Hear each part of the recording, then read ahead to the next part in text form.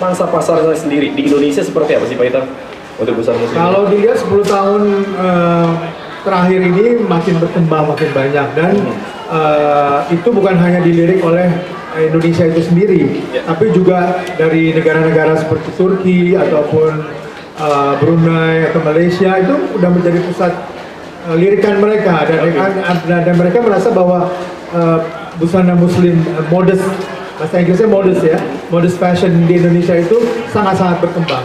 Oke, dan bisa jadi Indonesia jadi fokus utama nantinya. Itulah yang mau dicanangkan di 2020 nanti ya. Saya berharap mudah-mudahan kita bisa menjadi salah satu negara yang benar-benar bisa memberi banyak informasi tentang busana muslim itu sendiri. Makanya dengan segala macam yang diajak oleh salah satunya Ibu Cindy bilang, ayo kita bikin sesuatu di Mangga 2 Square.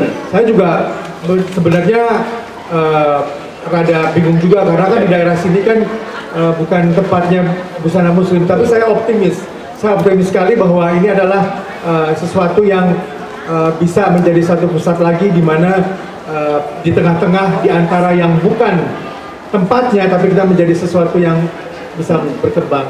Jadi saya mau beralih ke Ibu Cindy. Bu Cindy, nah ini perkembangan terbaru dari Mangga 2 Square. Bagaimana kisahnya sampai buka zoning ini busana muslim di Mangga 2 Square, ceritanya gimana Bu? Jadi kami juga melihat bahwa ini adalah suatu peluang, apalagi di sini kan Mangga 2 Square itu lokasinya kan juga cukup strategis. Betul. Ya, berada di sentra bisnis Mangga 2 yang dimana perputaran roda ekonominya juga cukup besar gitu. Dan juga untuk targetnya mengenai target dari busana muslim modern ini sendiri itu kan bisa berada di radius sekitar 100 sampai dengan mungkin lebih dari 500 meter yang berada di kawasan ini. Sebut saja kan misalnya tadi Cempaka Putih, Kelapa Gading, Pulau Mas, dan juga mungkin daerah Tanjung Priuk dan sekitarnya. Mereka kan kalau cari busana muslim itu kan juga cukup jauh ya kalau harus ke tengah-tengah ke pusat. Seperti tadi yang Mas Itang katakan bahwa dulu sempat join juga dengan grup kami di daerah Tanah Abang ya kan. Nah tapi dengan adanya pusat busana muslim di daerah Jakarta Utara ini, tentunya mereka yang bermukim di sini tidak perlu jauh-jauh lagi ke sana, terutama juga yang orang-orang dari luar kota yang nginep di hotel-hotel kami. Jadi manfaatkan promo menarik ini, bisa diulangi lagi Pak promonya untuk sahabat-sahabat Sonora yang mau berusaha bergabung. Nah ini sahabat Sonora yang segera hubungi di kantor marketing kami ya di 021 628 6000, segera miliki kios pusat busana muslim modern dengan mulai harga 400 juta per unit, 48 kali cicilan tanpa DP, tanpa bunga. Dan itu kami berikan free service charge 1 tahun. Setelah kita serah terima kunci, kita kasih free service charge 1 tahun plus free pameran plus emas 10 gram kita berikan khusus hari ini yang penjualan hari ini ya. LM 10 gram kita berikan khusus pembelian hari ini. Bu Cindy, ini kan mungkin bagi sahabat-sahabat kita yang mau bisnis di busana muslim, wah ketar-ketir. Tandingan saya Pak Itang Yudas di sini. Target marketnya sebenarnya apakah para desainer semua atau gimana nih sih? Sebenarnya kalau kita bilang ya, memang kita menempatkan para desainer-desainer yang ternama dan berbakat ya, beberapa yang ternama seperti Itang Yunas dan juga nanti ada beberapa brand lain dan juga mungkin desainer-desainer baru yang berbakat. Itu tujuannya kita pengen mereka tuh bisa bersinergi, karena kita tahu kan bahwa suatu bisnis sendiri itu tidak akan berputar kalau kita tidak mempunyai tidak berkompetisi. Ya, jadi bukan berarti bersaing, tapi justru kita melihatnya itu bahwa itu adalah suatu peluang mereka bersinergi. Seperti Mangga 2 Square ini kan bukan satu-satunya mall di Mangga 2. Kita ada beberapa mall lain yang mungkin juga lebih terkenal, tapi kita melihat bahwa itu adalah akan nanti menjadi beberapa pilihan untuk pengunjung yang datang ke Mangga 2 Square. Apalagi Mas Bimo ya seperti saya katakan tadi saya bilang sama Ibu Cindy, kita juga bukan hanya jualan, tapi kita juga mencari bagaimana orang-orang yang berbisnis ini bisa bersinergi itulah dengan si desainer gitu. Iya, nah selanjutnya aku ingin bertanya nih kepada Bapak Antonius Chandra selaku Chief Officer of Operational Mangga 2 Square. Apa sih dukungan untuk operasionalnya? Baik, terima kasih rekan-rekan pers, selamat datang. Terima kasih untuk kehadirannya.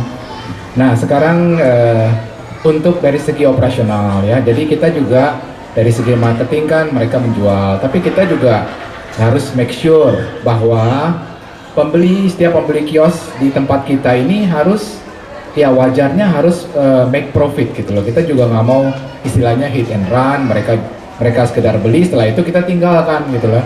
Nah sekarang gimana caranya supaya mereka ini bisa make profit ya? Caranya adalah satu dengan jumlah pengunjung ya kan. Jumlah pengunjung harus banyak ya kan. Yang kedua harus ada namanya length of stay. Length of stay ini, jadi pengunjung ini datang ke tempat kita bukan sekedar datang belanja ke Carrefour udah gitu pulang. Enggak, dia harus kalau bisa selama mungkin kita tahan dia di mall kita ini selama mungkin. Terima kasih Pak Arif ya. Pak Arif dari Koran Jakarta. Jadi prinsipnya adalah di mana kita ada satu seperti kapal Titanic ya Pak. Kapal Titanic itu selalu ada yang di bawah dan selalu ada di atas.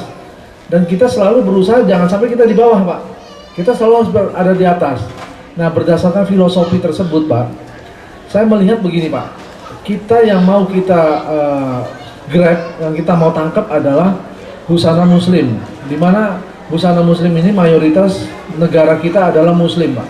Jadi kalau kita mau seperti diagram Maslow katakan seperti ini Pak, kita bermain di segmen bawah yang banyak sekali Pak. Begini, memang udah 10 tahun sampai 10 tahun ini, ya awal-awalnya saya masuk Tanah Abang juga seperti saya udah katakan bahwa banyak cibiran, banyak sesuatu yang bilang kenapa sih Kang Yonas harus masuk Tanah Abang, bukannya harus mengurangi makna dia sebagai desainer yang level top. Saya bilang enggak, karena kita tahu dong bagaimana saya harus melangkah, bagaimana penduduk 250 juta Indonesia ini kan yang kaya cuma sedikit, yang level menengah ke bawah itulah yang harus kita pikirkan. Bagaimana kita bisa memberikan informasi, bagaimana kita harus men-share apa yang saya pikirkan, apa yang saya ciptakan. Buat saya itu yang terpenting daripada harus bukannya saya bilang bahwa saya nggak bisa bikin baju busana muslim yang tinggi harganya. Di situ pun juga saya ada dengan label Kang Yonas, tapi di bawah saya mempunyai Camilla, saya mempunyai Preview, saya mempunyai Mosaic yang memang di setiap level itu kita coba untuk bisa merambah. Nah inilah yang saya inginkan, bahwa generasi penerus setelah saya nanti suatu hari nggak ada, bisa ada generasi seperti